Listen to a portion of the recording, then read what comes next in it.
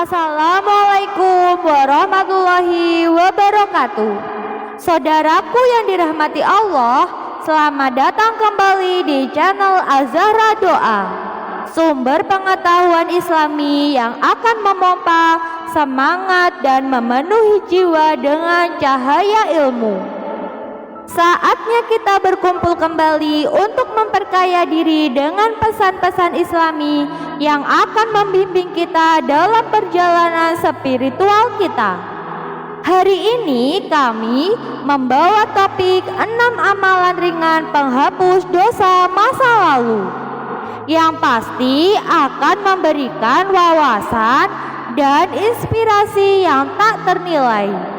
Jadi pastikan untuk bertahan sampai akhir video ini. Saudaraku yang dirahmati Allah, setiap hari manusia tidak akan luput dari perbuatan dosa. Namun tahukah Anda, ada beberapa amalan yang bisa menghapus dosa-dosa manusia. Dosa manusia bagaikan minyak yang menempel, banyak dan ditumpuk akan sulit dibersihkan. Begitu pula dengan dosa manusia, membuat jiwa akan semakin rusak dan semakin jauh dari Allah. Namun Allah Maha Pengasih dan Maha Penyayang. Allah memberikan jalan bagi umatnya untuk memperbaiki diri dan menghapus dosa-dosanya, hingga derajat kita akan terangkat di hadapannya. Rasulullah bersabda, "Maukah kalian aku beritahukan amalan yang dengannya akan menghapus dosa-dosa dan mengangkat derajat?" Para sahabat menjawab, "Mau wahai Rasulullah." Beliau bersabda, "Menyempurnakan wudhu di saat yang sulit, banyak melangkah menuju masjid, dan menunggu sholat setelah sholat. Itulah ribat perjuangan."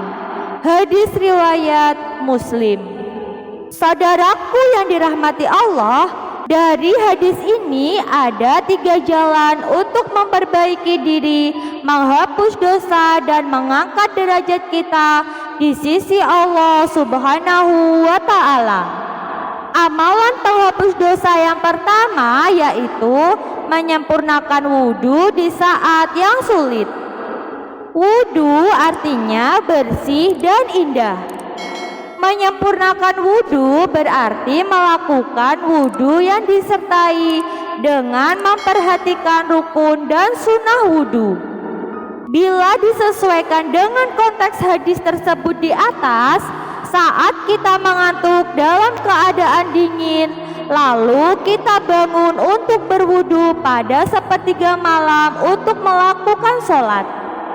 Rasulullah bersabda, "Jika seorang hamba menjaga sholatnya, menyempurnakan wudhunya, rukuknya, sujudnya, dan bacaannya, maka sholat akan berkata padanya, 'Semoga Allah Subhanahu wa Ta'ala menjagamu sebagaimana kamu menjagaku.' Dia naik dengannya ke langit dan memiliki cahaya hingga sampai kepada Allah, dan sholat memberikan syafaat kepadanya." Hadis riwayat Tabrani. Saudaraku yang dirahmati Allah, amalan penghapus dosa yang kedua adalah memperbanyak beribadah di masjid. Bukan seperti hanya perjalanan sampai masjid lalu pulang tidak melakukan apa-apa, tapi bersegeralah datangi masjid setelah azan berkumandang agar bisa sholat berjamaah di awal waktu. Setiap ayunan langkah kita menuju sholat jamaah di masjid dapat ampunan atas dosa dan meninggikan derajat kita di hadapan Allah.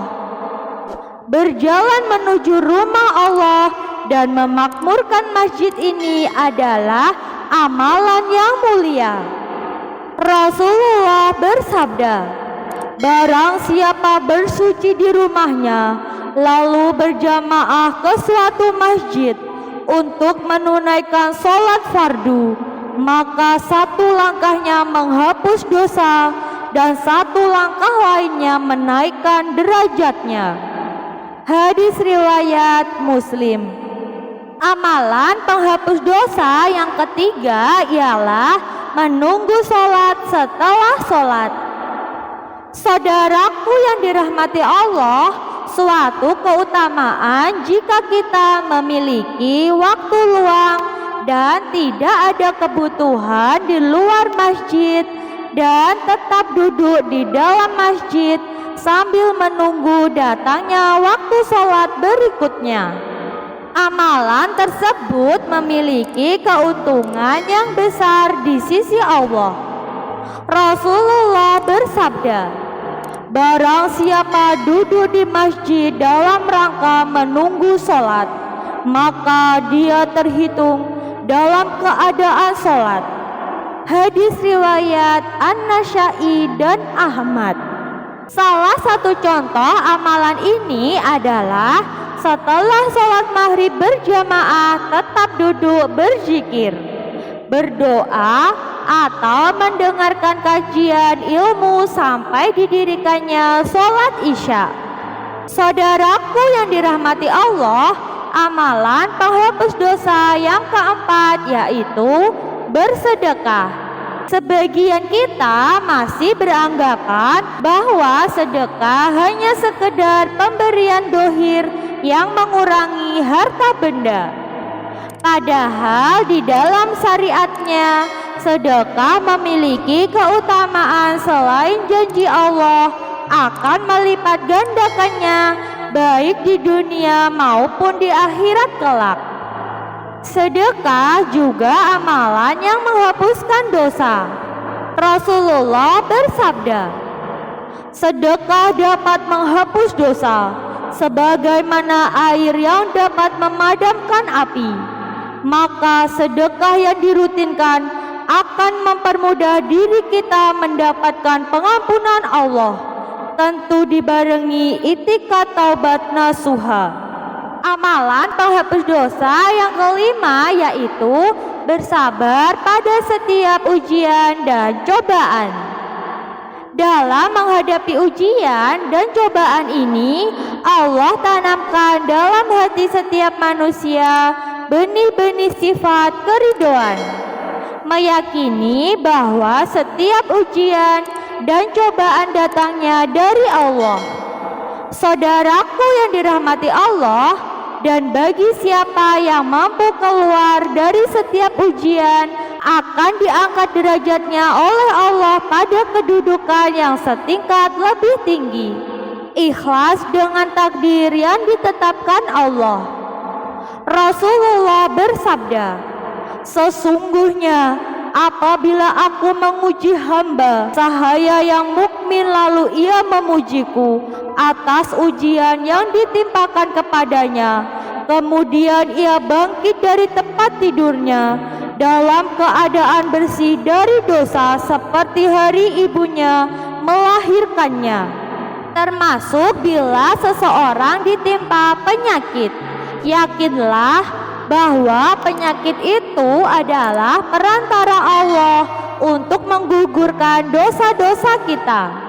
Meski terasa sakit di dunia, tetaplah berharap pada Allah agar Allah kelak meringankan beban kita di hari kemudian. Rasulullah bersabda, tidaklah seorang muslim tertimpa suatu penyakit dan sejenisnya, melainkan Allah akan menggugurkan bersamanya dosa-dosanya seperti pohon-pohon yang menggugurkan daun-daunnya. Hadis riwayat Bukhari Muslim. Saudaraku yang dirahmati Allah, amalan penghapus dosa yang terakhir adalah beramal soleh. Iringilah setiap keburukan dengan kebaikan. Artinya upayakanlah dengan maksimal setiap kesempatan untuk mengerjakan amalan soleh. Sebab dosa dan keburukan yang kita lakukan akan ditutupi oleh banyaknya amalan soleh dan kebaikan yang dikerjakan. Rasulullah bersabda, "Bertakwalah kepada Allah dimanapun kamu berada. Ikutilah kejelekan dengan kebaikan yang menghapusnya, dan bergaulah dengan sesama manusia dengan akhlak dan perilaku yang baik." Hadis riwayat Ahmad dan Imam Tirmizi. Saudaraku yang dirahmati Allah, demikianlah pembahasan pada video kali ini. Kami berharap konten ini bisa bermanfaat untuk kita semua, dan jangan lupa untuk subscribe channel kami serta aktifkan lonceng notifikasi agar kalian tidak ketinggalan video Islami yang akan memberikan inspirasi bagi kalian. Sebelum kami mengakhiri, mari kita berdoa bersama. Ya Allah, berikan hidayah kepada kita semua, kuatkan iman kami, dan berikan keselamatan serta kesejahteraan kepada kami. Amin ya robbal alamin. Sampai jumpa di video Islami selanjutnya. Teruslah mencari kebijaksanaan dalam ajaran Islam dan tetap berpegang teguh pada nilai-nilai yang mulia. Terima kasih atas dukungan kalian yang tak terhingga. Wassalamualaikum warahmatullahi wabarakatuh.